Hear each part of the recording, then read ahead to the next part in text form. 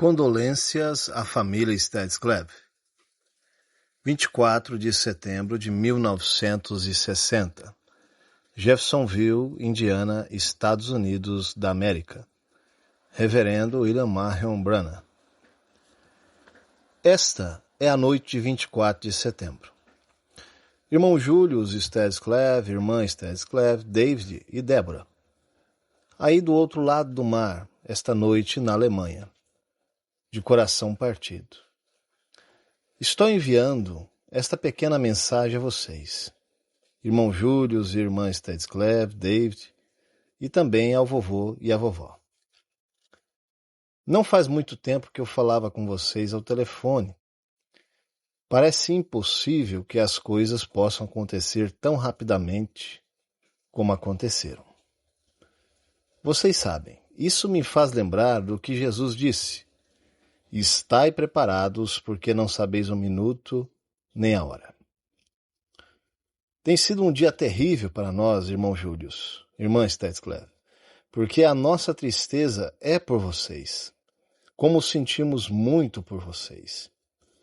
E sabendo que somos limitados, que há apenas até onde podemos ir, mas queremos expressar a vocês nosso amor e gratidão. Hoje em casa, praticamente tudo que eu olhava era algo que vocês nos deram, ou algo relacionado a vocês.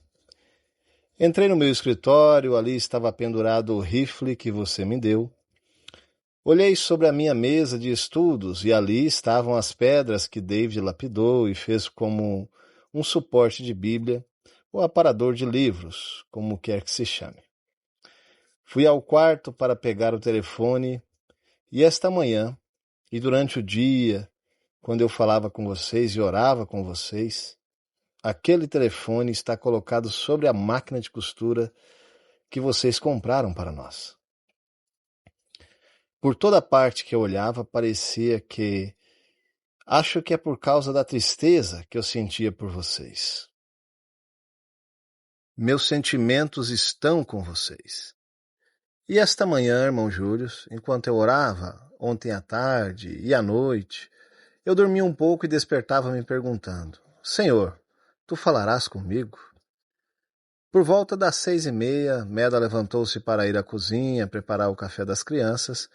Quando ela saiu do quarto, ouvi uma voz falar em meu coração as palavras que eu lhe disse.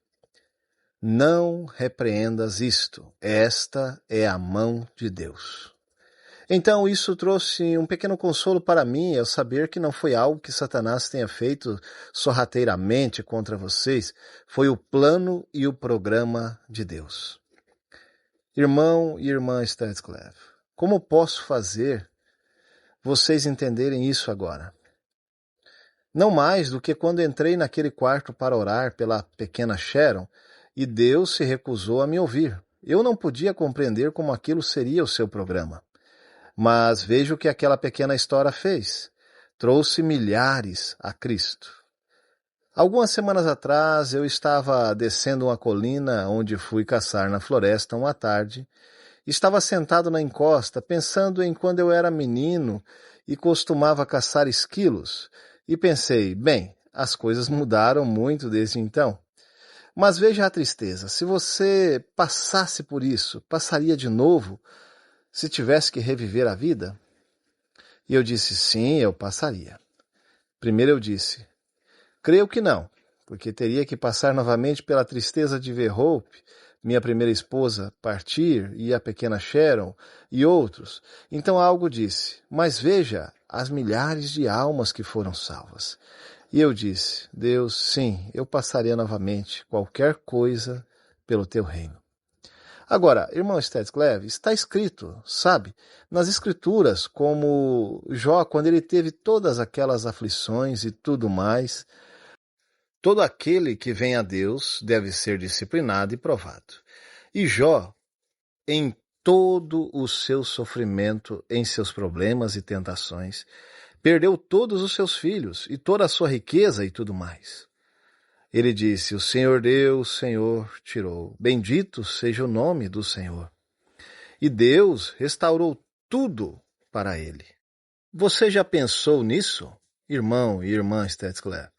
Que ele disse, e ele lhe restituiu os seus filhos. Depois de restituir os camelos, as ovelhas e tudo mais, ele restituiu os seus filhos. Você já reparou onde eles estavam? Eles estavam na glória, esperando por ele. Lembre-se de que ele fez um sacrifício e ofereceu por seus filhos. Porventura eles tenham pecado, disse ele. Quando a irmã Stetzler me disse esta manhã que o pequeno bebê já havia chegado ao ponto de colocar as mãozinhas sobre os olhos e louvar ao Senhor, agora isso era fazer o sacrifício. Cristo o fez. E vocês estavam ensinando isso àquele bebê desde bem pequenininho. Ele está na glória esta noite, esperando por vocês. Irmão Júlio, tenho aqui uma pequena fita que quero lhe enviar. E quero que vocês saibam que hoje estávamos pensando se poderíamos enviar flores ou alguma coisa assim. Simplesmente não sabemos o que fazer. Qualquer coisa que possamos fazer, irmão, por favor, nos avise. Quero fazer aqui uma confissão de algo que aconteceu recentemente. Sempre tive medo da morte, Júlio. Sempre tive medo de morrer porque não queria tornar-me um corpo espiritual. Eu pensava que só sabia existir como ser humano e queria permanecer assim. E queria viver para ver a vinda do Senhor Jesus. E algumas semanas atrás eu estava deitado na cama certa manhã, depois de ter voltado de uma grande reunião, e pensei, bem, minha esposa está dormindo, então vou refletir se, tendo agora 51 anos, seria possível viver para ver a vinda do Senhor? Então ouvi algo dizer-me, apenas continue avançando. A recompensa está no fim da estrada, continue avançando. Agora, irmão Júlio, não quero chamar isso de um translado, embora eu creia que tenha sido, mas vou chamar de uma visão. Algo aconteceu. Eu saí de onde meu corpo estava, de onde eu me encontrava, e entrei em um lugar que parecia ter como que uma pequena colina. Descendo por ali vinham dezenas de milhares de jovens mulheres, todas vinham correndo em minha direção, lançando seus braços ao meu redor e exclamando, meu precioso irmão. Bem, eu pensei, eu não entendo isto, e algo disse, isto é o amor perfeito do qual você tem falado. Agora, nós compreendemos, e eu sei que nenhum ser humano, homem ou mulher, pode colocar os braços ao redor um do outro sem haver uma sensação humana. Mas, irmão Júlio, lá não era assim. Não havia absolutamente nenhuma sensação humana, não era. Era como uma mãe abraçando seu bebê ou algo semelhante. Foi além disso. Era perfeito, era além do perfeito. Eu não sei como expressar isso. Então ouvi algo, parecia uma voz vindo do outro lado.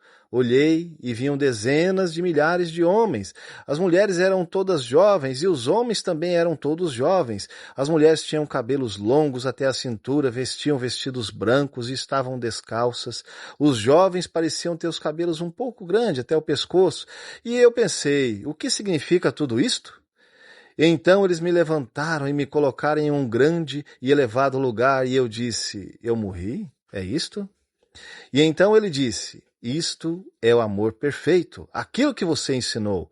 E eu disse, por que me colocaram aqui em cima? E eles disseram, porque na terra você foi um líder. E eu disse, bem, se eu partir, eu quero ver Jesus.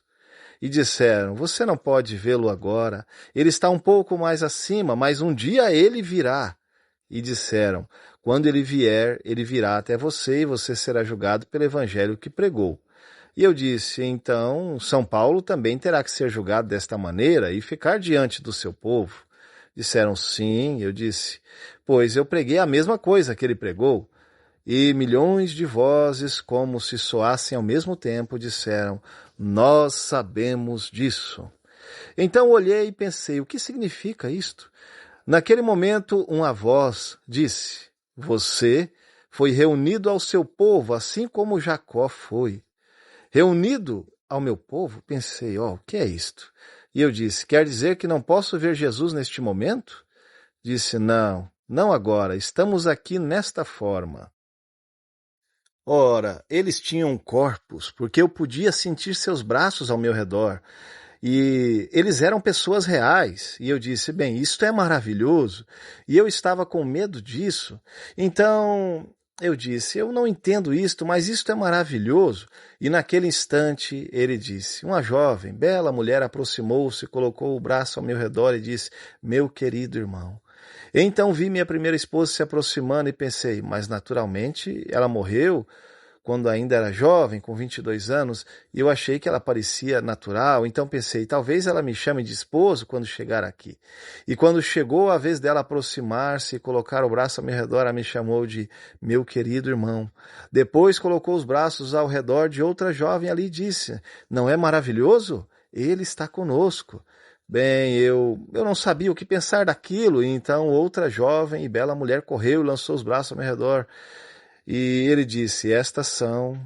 Eu perguntei, este é meu povo? Todos estes são branas? Ele disse, não, estes são os seus convertidos, os troféus do seu ministério. Eram milhões deles. E eu disse, troféus do meu ministério? Ele respondeu, sim, e disse, aquela bela mulher que acabou de colocar os braços ao seu redor, jovem e formosa, você sabe quantos anos ela tinha quando você a conduziu a Cristo? Eu disse, não faço ideia. Ele disse, ela tinha mais de 90 anos. Agora ela nunca mais envelhecerá, nunca mais ficará doente, nem terá tristeza. E ali estavam todos eles, simplesmente perfeitos, e eu pensei, ora, que coisa, isto é algo maravilhosíssimo. Saber que nos reunimos em um lugar como este e somos salvos e temos um corpo assim, pensei, isto é algo glorioso. Então pensei, isto está além de qualquer coisa que eu pudesse imaginar. Era um lugar tão belo, era tudo tão perfeito, amor perfeito, saúde perfeita. O pecado jamais poderia existir ali. Não podia haver morte, não podia haver tristeza, não podia haver nada disso. Não havia ontem nem amanhã e não havia cansaço, tudo era simplesmente perfeito. Eu pensei, isto é maravilhoso. E então olhei e descendo pela colina vi meu velho cachorro, meu velho Fritz. Foi ele que me ajudou a passar pela escola. Eu caçava com ele à noite, ele, vocês sabem, pegava alguns gambás e guaxinins e outras coisas, e eu vendia as peles. E ali vinha meu velho cachorro, então olhei novamente e ali vinha meu velho cavalo. Agora, certo ministro me disse, não faz muito tempo, quando eu estava relatando isso, você acha que haverá animais no céu? E eu disse, sim, senhor. Ele perguntou, onde você encontra isso nas Escrituras? E eu respondi, onde estão os cavalos que levaram Elias ao céu naquele carro? Onde está o cavalo que Jesus montará na terra sobre um cavalo branco com suas vestes tingidas de sangue? Quando será que o lobo e o cordeiro pastarão juntos e se deitarão e um menino os guiará? Quando será que o boi e o leão comerão palha juntos e se deitarão juntos? Quando todas essas coisas acontecerão? E depois que terminei de dizer isso, então ele ficou convencido de que era verdade. Então, irmão Júlio, meu velho cachorro, e ele foi envenenado, e quando eu o enterrei, eu disse, Fritz, se houver um lugar de descanso para cãezinhos, você certamente estará lá. E ali veio e lambeu minha mão. E o velho príncipe, meu cavalo, aproximou-se e colocou o pescoço sobre o meu. Naquele instante ouvi uma voz falar desde o céu e dizer, tudo que você já amou e tudo que já te amou, Deus te deu. E todos estão esperando aqui pela vinda do Senhor. Então senti algo muito estranho e ouvi novamente uma voz dizer, continue avançando, continue avançando. Algo aconteceu. E olhei de volta em direção à cama onde pude ver meu corpo, e eu estava me mexendo ali, poucos momentos depois, voltei ao normal novamente. Irmão Júlio me impactou profundamente. Nunca mais fui o mesmo desde então, e creio que jamais poderia ser. Saber que nosso gracioso Pai Celestial me permitiu olhar para além da cortina do tempo, para ver uma terra onde tudo é perfeito. A imperfeição em que vivemos agora foi transformada. Lá somos perfeitos, não há mais nada com que se preocupar, irmão Júlio, apenas aguardando aquela hora gloriosa, quando nosso Deus e Salvador aparecerá. E, irmão Júlio, eu não sei onde eu estava, onde quer que fosse, não está longe, pois eu podia olhar para trás e ver a mim mesmo. E onde quer que seja esse lugar, o seu bebê está lá esta noite. Ele já não é mais aquele pequenino bebê como era. Ela é uma jovem formosa, talvez parecida com a mãe. Em algum glorioso dia você a verá novamente. Débora, querida, David, a irmãzinha não está morta. Ela está dormindo em Jesus. Ela está esperando o tempo em que todos vocês estarão juntos novamente, quando reunidos com o seu povo. Quando a grande família Stedscleve se reunir, os Peterson e todos os que fazem parte de sua família, vocês verão a irmãzinha novamente ali. Eu sei como vocês se sentem, querida.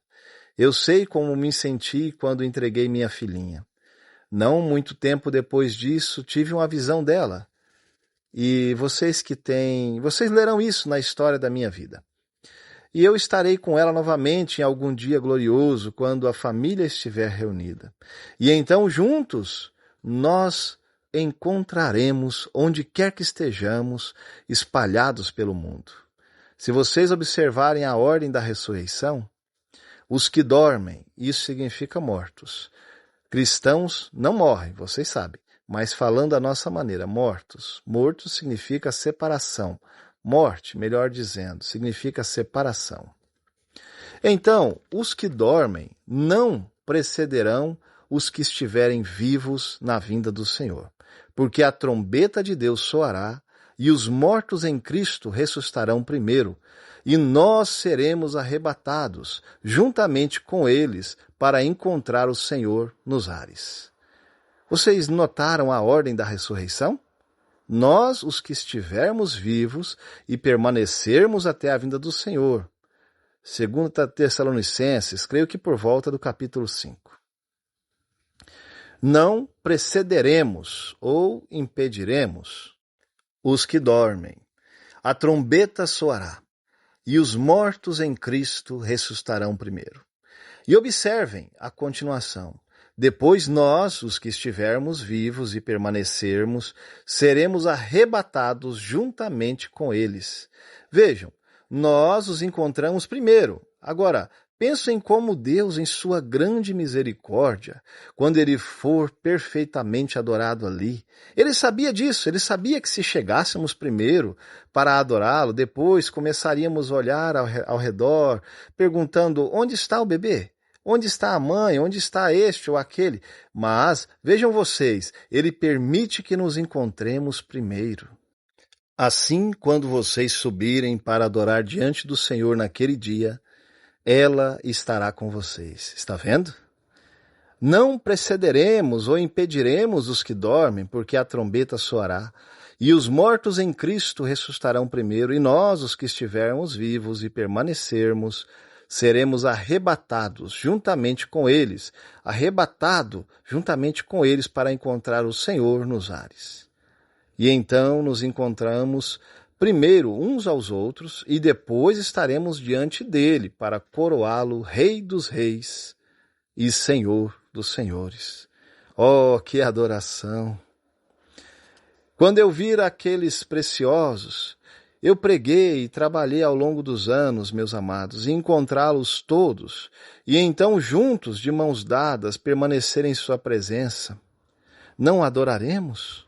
Saber que, quando tirarmos nossas coroas e as colocarmos aos seus pés, diremos: foi pela tua graça, Senhor. Nós não merecíamos coisa alguma, mas tu nos reunistes novamente com vida eterna.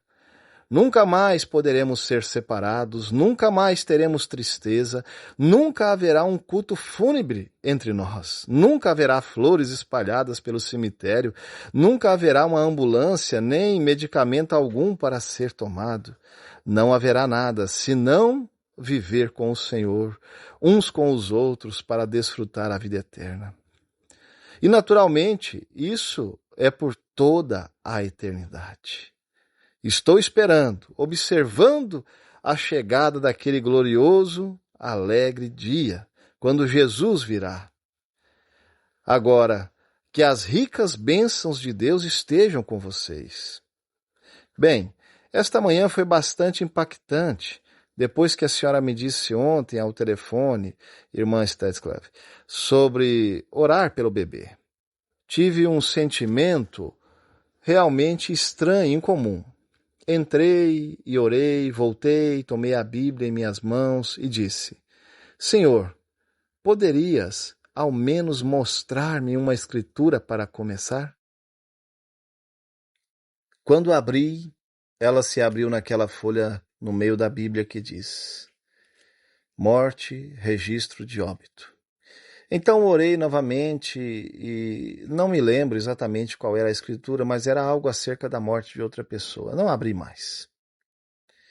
Fui ao bosque e mais tarde descobri que o bebê já havia falecido antes mesmo de vocês me ligarem.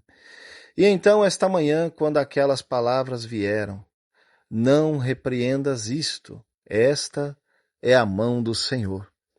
Vocês sabem, muitas vezes, quando sou chamado para um caso, se for enfermidade, eu me coloco ali e digo: enfermidade, eu te resisto, eu te conjuro, ou te repreendo no nome de Jesus. Como no caso do menino que foi levantado na Finlândia e em outros lugares, vocês sabem, resistindo, porque foi quando Deus me ordenou fazê-lo. Então, não é a minha palavra que repreende, é a palavra do Senhor. E então, esta manhã, enquanto eu buscava, e também ontem à noite, buscando a palavra do Senhor por vocês, a palavra do Senhor veio a mim dizendo: não repreendas isto, pois é a mão do Senhor. De maneira tão doce e bondosa. Assim como eu disse esta manhã à senhora irmã Stetsclev, durma, pequenina, descanse. Deus chamou, Ele sabe o que é melhor. E confie-se à vontade de Deus. Humilhe-se. Sua mão, seu espírito, humilhe-se debaixo da sua poderosa mão. Meu coração sangra por vocês, ao pensar em vocês longe de casa, bem aí do outro lado esta noite, em uma terra estranha, entre pessoas estranhas, sem conhecer ninguém, e sua pequena e preciosa filhinha já partiu. Mas como Deus sabe, e como Ele sabe cuidar dessas situações, como Ele sabe o que fazer, Ele sabe o que é melhor. E, irmã Stetsclev, pensando na minha pequena Sharon, no jeito que as crianças são hoje em dia, talvez Deus quisesse dizer isso. Preciso partir o coração de vocês um pouquinho. Július, Glória, David, Débora, vovô e vovó e todos os seus familiares. Preciso partir o coração de vocês um pouquinho. Mas vocês amam esse bebê. Eu nunca o dei a vocês, apenas o emprestei por um tempo para trazer um pouco de alegria ao seu lar. Agora, preciso tê-lo comigo. Se eu o deixar aí, Satanás fará dele um grande tropeço e vocês o perderão. Eu posso guardá-lo melhor do que vocês. Eu o levarei para mim. Deixarei que permaneça aqui até que vocês venham, onde nunca mais poderão perdê-lo. Deus o abençoe, irmão Júlio e a sua família. Sempre que eu puder ser útil a vocês, qualquer coisa por vocês. Se o Senhor alguma vez me revelar algo mais, certamente terei prazer em enviar imediatamente a vocês. E agora escreverei uma carta em breve e pensei que, ao ouvirem esta fita, isso poderia aproximá-los um pouco mais de nós e nós ficarmos um pouco mais próximos uns dos outros. Que o Senhor ricamente o abençoe sempre, meu precioso irmão, e o console agora nesta grande e sombria hora pela qual você está passando. Escreva-me e deixe-me saber como vocês estão. Estarei orando por vocês, até que eu os veja. Que a graça de nosso Senhor Jesus Cristo esteja sempre com vocês. Vou fazer uma pequena oração antes que esta fita termine. Senhor Jesus, concede paz, contentamento e descanso aos meus preciosos amigos a quem esta fita é destinada, a família Stadscleve e os Petersons. Que eles saibam que tu chamaste e que tu sabes o que é melhor fazer. Concede isso, Senhor, eu os entrego a ti, no nome do teu Filho, Jesus Cristo. Amém. Fim da gravação. O texto que vou ler a seguir é um artigo publicado pela Gravações A Voz de Deus no site brana.org em 20 de março de 2019, intitulado Amor de Mãe. Julius Stadscleve é mais conhecido por ter escrito o livro que abençoou inúmeros crentes em todo o mundo. Um profeta visita a África do Sul. Se você ouve as fitas do irmão Brana, então provavelmente já ouviu falar sobre o irmão Stadscleve, fazendo os preparativos para o irmão Brana ir à Alemanha e orar pela bebê dele, que havia morrido tragicamente. A família esperava além mar, na Alemanha, que o profeta de Deus trouxesse o assim diz o Senhor para eles. A resposta finalmente chegou, mas não era o que esperavam. Ainda assim, a fé que tiveram e a prova que passaram são uma lição de vida para todos nós, de como devemos aceitar todas as decisões de Deus. O testemunho a seguir é de um irmão daqui, da Gravações A Voz de Deus, que teve a honra de conhecer a família Stadscleve e vivenciou um momento especial com a pequena Débora Stadscleve.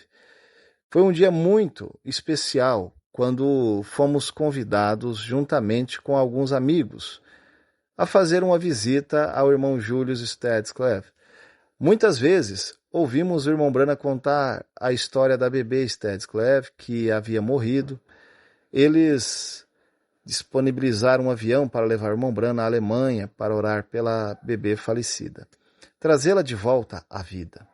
Mas quando o irmão Brana recebeu a palavra do Senhor para não ir, o irmão e a irmã Stadscleve a enterraram. Mais tarde, aquela mãe, de coração partido, guardou todos os pertences da bebezinha em um baú, que permaneceu fechado por muito tempo. Nunca havíamos estado com os Stadscleves e estávamos muito ansiosos para conhecê-los. Quando chegamos, a porta da garagem estava aberta, e ao nos aproximarmos, o irmão Stadscleve nos deu as boas-vindas, a família toda estava presente, o irmão Julius, a esposa Glória e os filhos David e Débora.